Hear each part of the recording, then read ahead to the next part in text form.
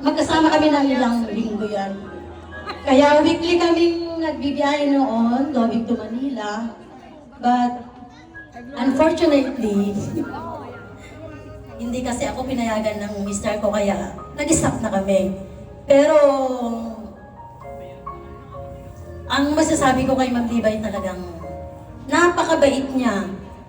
Anong tawag dito? Lahat ng napakabait talaga, very friendly talaga siya. Okay, salamat ma'am. Salamat, Ma'am Elsie. Hindi natuloy yung kanyang luha. Okay, so meron namang isang estudyante niya noon na kanina nagsabi siya sa akin ng sama ng loob kay Ma'am Libay. May ganon? Ma'am Lot! Nag-commit ni Ma'am na Maribel, secret nilang dayjay, kaya pa naman kayo incorporate to it. Actually, ay naman kabigat mo Ma'am. Teacher ko si Ma'am Liberty noong ako ay high school. Apo ni Ma'am Liberty nag-inot, degrade. Diba, kina Ma'am Chavez. Malaglagin ko lang unay. Physics namin si Ma'am Liberty. Dindid na kanya ti second grading, 79. Kit apo, tatap na ko iti, orihan ako na nga nalaing. Tata, napanak ni Ma'am Libay. Una, Ma'am Libay, mabalin nga utangag, dyan may isang point. Wala na. Yung bagat. Lalaingin nga rin to no third quarter.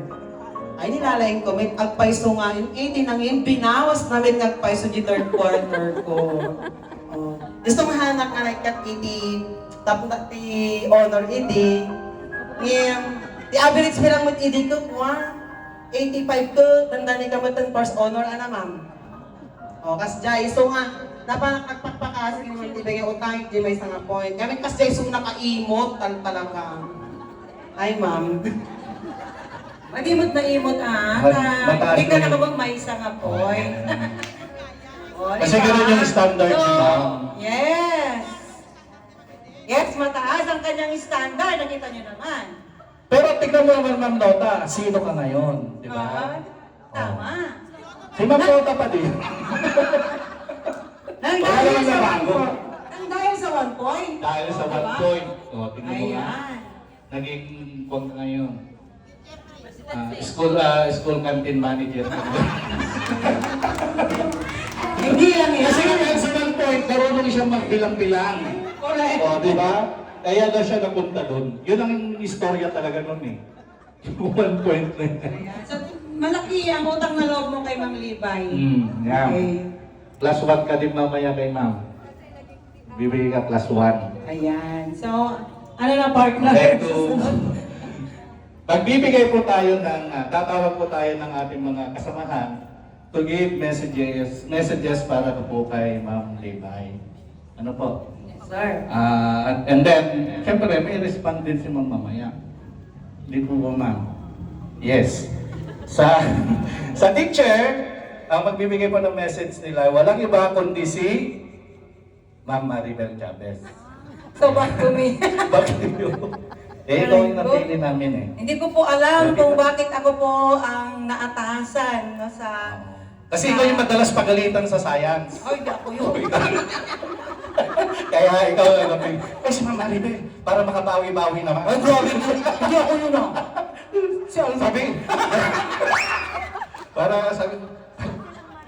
sabi ko, Ma'am Maribel, pagkakataon mo na ito. Bahawi ka Hindi na, Ma'am naman, Maribel. grabe. Ayan, so... Si Ma'am Libay po ay kasama ko na kung ilang taon na ako ngayong nagtuturo, 2 decade, ay magta-3 decade na ma'am. Dalaga pa ako 31 years eh. Dalaga pa ako noon, dalaga rin siya. Dalaga pa rin siya hanggang ngayon. Ayun. Si Ma'am Libay po ay, ito nga may kodigo kasi ako dito eh.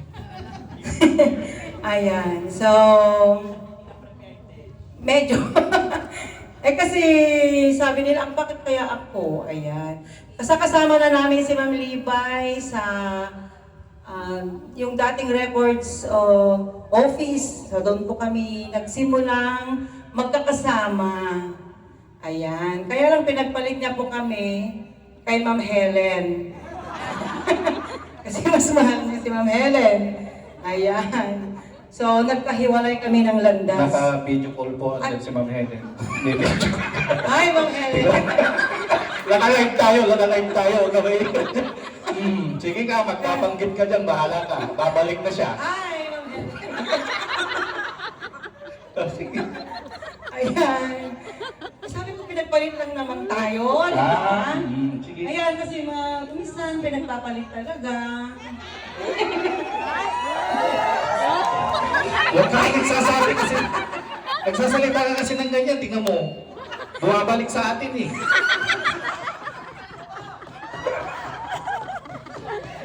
Ayan.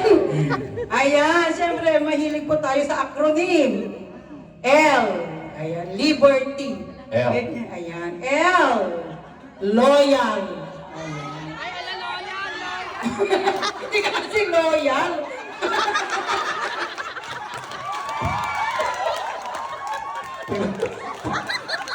Bumalik. Wala naman sa script yun ah. Maglakupan ako ng letra eh. Bumalik sa akin. Diba? Sinabi ko kasi ayan, nawala. Loyal ba? No, hindi!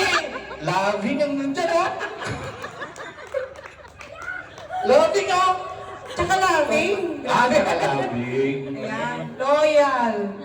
Si Ma'am Libay ay napaka-loyal, napaka-loving na tao. Kaya naman, hanggang ngayon, minamahal pa rin niya ang DepEd. Ayan. So, hindi na siya nakahanap pa. Dahil sa pagka-loyal niya. Correct. Sa Okay, napaka-loyal talaga ni Ma'am. Napaka-loyal na kaibigan, napaka-loving na kaibigan, na pamilya. Ayan po si Ma'am Libay. Ay, intelligent. O, di ba? Yes. Siyempre, lalo na nung kabataan niya, si Ma'am Libay, Ba't ngayon hindi na? hindi. Ah. Meron din siyang secret. Oy! Hindi niyo alam yan. Secret nga eh. Paano mo lalaman? Meron siyang Aristotle. Uy! Isa Aristotle ba, Ma'am? Ay, Einstein! Einstein pala. Meron siyang Albert Einstein na kaya lang, dahil sa kanyang IQ, hindi sila naging Ah. ayan. So napakatalino ni Ma'am Libay. Aminin man po na talaga naman kahit na anong gawin. Actually siya, sa kanya po ako pag sa English, sa grammar, ganyan. Ma'am Libay, pakicheck mo nga. Ayan. So, sa kanya po ako pumupunta. Kung kausap mo siya at medyo kulang ka sa kaalaman, makinig ka na lang kay Ma'am Libay. Ayan. Totoo yun. B. O, ano yung B?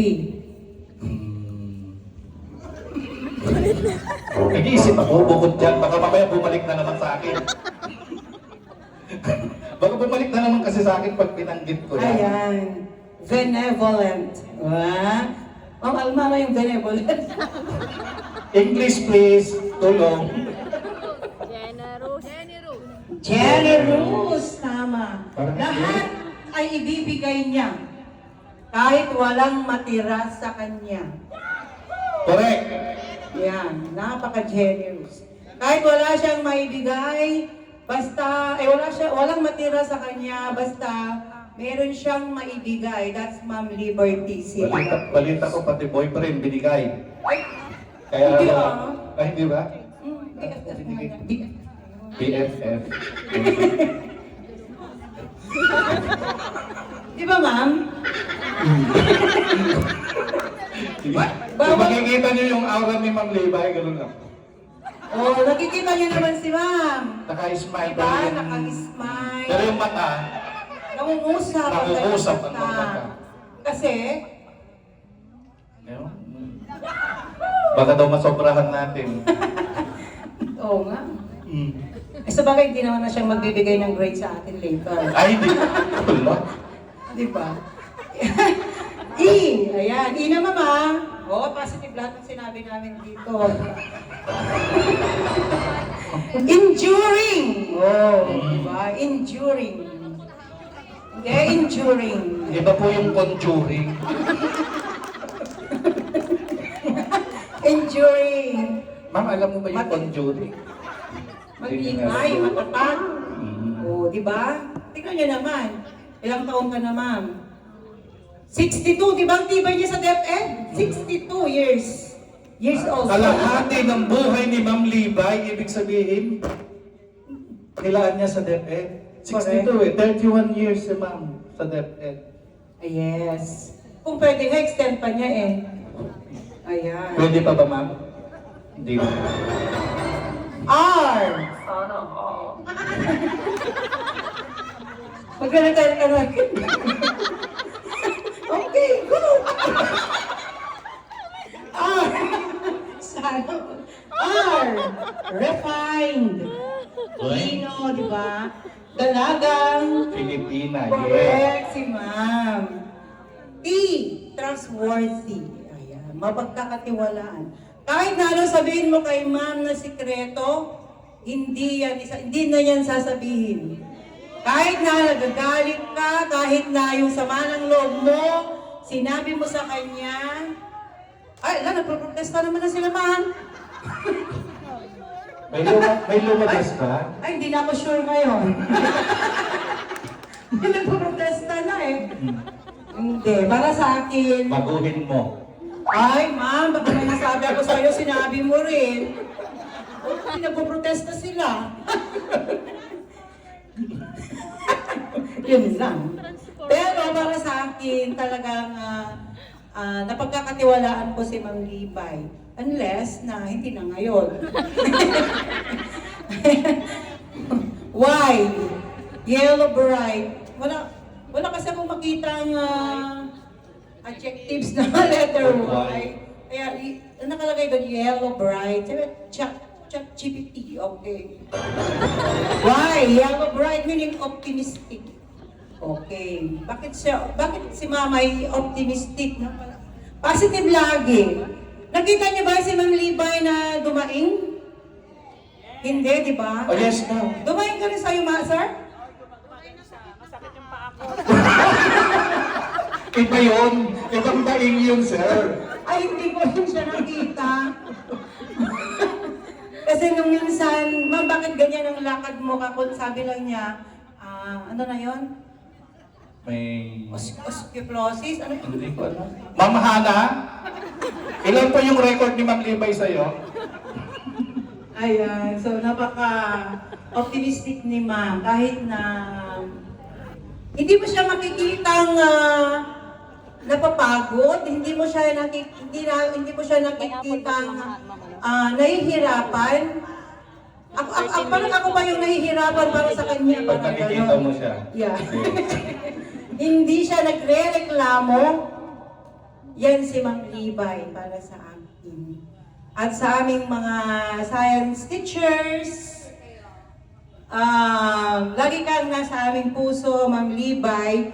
Lagi ka naming naaalala. At,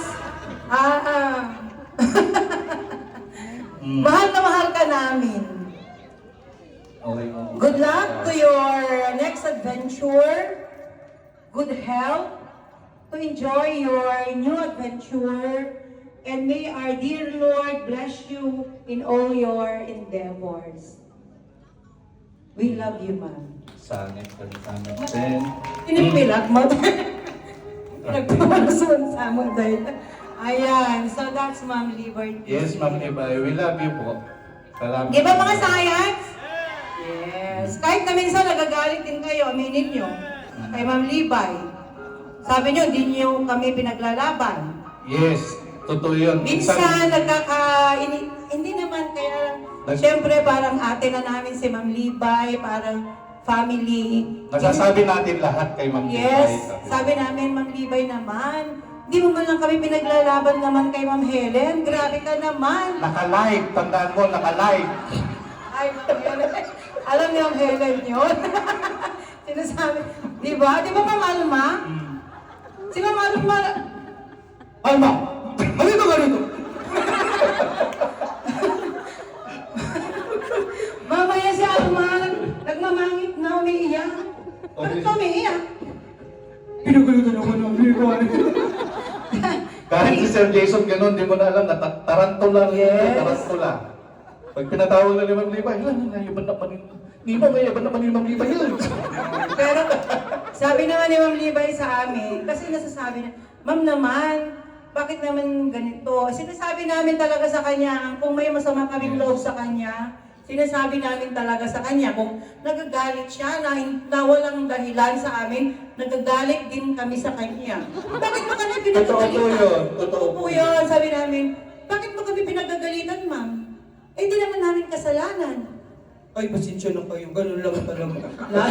Lalo na pag pinagalitan siya ni Ma'am Helen. Chain reaction yan. Domino effect. Tama. Kaya, gano'n talaga. Pag napagalitan ni Ma'am Helen, kami naman pinagagalitan din. Oh, so, sabi naman ni Ma'am, ganito lang ako, sabi niya.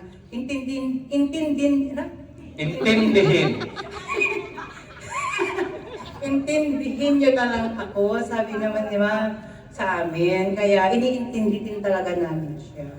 Di ba, Ma'am? Okay. O, next na. Thank you very much, Ma'am Maribel, sa kanyang message para kay Ma'am. At this point po, tatawagin din po natin ang isa sa mga nakasama niya na ng matagal sa departamento. Walang iba po, si Sir Hector Baldonado. Sa kanyang message po para kay Ma'am Libay. Nagpintas mo yung intro mo, sir. Maligaya nga pantayan kay new discovery daw kayo, sabi ni Ma'am Chit. Ay, nahuli na sa balita si Ma'am. Di, sa mga Gossip lang yun, Ma'am. Gossip lang. sa mga informal events, si kay Kanutikwa, nag-MC. Okay, may pag-aamin na po ni Ma'am Maribel. Inkwamputan kapsat. Nilag. Pinagbagin pa kami na. Okay, anyway, Ma'am Libay, amo mga love na love na kaya, Ma'am. Oray, kastay kami lang. Anyway, good luck po sa iyong new journey. Maswerte kami na nakasama ka namin sa aming personal at saka professional growth. Marami po kaming natutunan sa inyo. Sana naibigay namin yung expectations mo sa amin bilang mga kasamahan mo sa department. We love you so much, Ma'am Libay. Good luck! Thank you naman sa best. Super makapaluwasin niya talaga. Okay, thank you very much, Sir Hector, sa iyong message po. Ngayon naman po, tatawagan natin ang ating pinakamamahal. Yes, ma'am.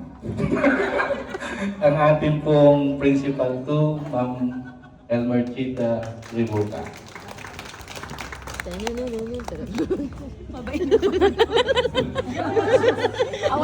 Na-conscious si Kuya Jessie kung ano ang hindi ko patugtog niya, baka ukrayin niyo. Kaya sabi niya tumahimik na nga lang ako, sabi niya siguro. Oo, new discovery yon. Sabi ko, masaya pala silang mag-MC sa mga ganito. Pero iniisip ni Sir Oliver na huli ako sa balita, akala lang niya yun. Matagal na din sabi, biro lang. Okay, so thank you so much Sir Oliver and Ma'am Maribel sa buhay na pag-MC sa simple tribute natin kay Ma'am Liberty. Mukhang nasabi na nga ang lahat, no? Siguro kasi I know that you have more to say about Ma'am Liberty, having worked with her for decades.